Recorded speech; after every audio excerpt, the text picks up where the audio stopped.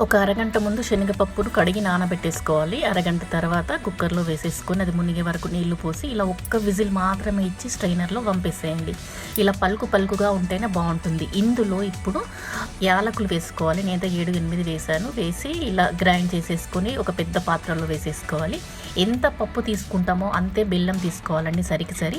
దాన్ని అలా బెల్లాన్ని కరిగిన తర్వాత మనం గ్రైండ్ చేసి పెట్టుకున్న పప్పు మిశ్రమాన్ని అందులో వేసి బాగా బ్యాటర్ చిక్కగా అయ్యే వరకు ఉడికించుకోవాలి. తర్వాత గోధుమ పిండిలో చిటికెడు ఉప్పు వేసి చపాతీ పిండి కన్నా మెత్తగా తడుపుకొని ఒక అరగంట నాననివ్వాలి. అరగంట తర్వాత వీడియోలో చూపిస్తున్న మాదిరిగా పూర్ణాన్ని అందులో స్టఫ్ చేసుకొని పాలిథిన్ కవర్ పైన ఒత్తేసి స్టవ్ ఆన్ చేసి దోశ ప్యాన్ అన్న ఏదన్నా పెట్టేసుకొని కొద్దిగా నూనె వేసి అలా మొత్తంగా అటు ఇటు ఎర్రగా కాల్చుకోవాలండి. బెల్లంతో చేసాం కాబట్టి చాలా స్మూత్గా మృదువుగా ఉంటాయండి. అరగంట సేపు పప్పు నానాలి, అరగంట సేపు పిండి నానాలి, అప్పుడే బాగా వస్తుందండి. వీడియోని లైక్ చేయండి, షేర్ చేయండి.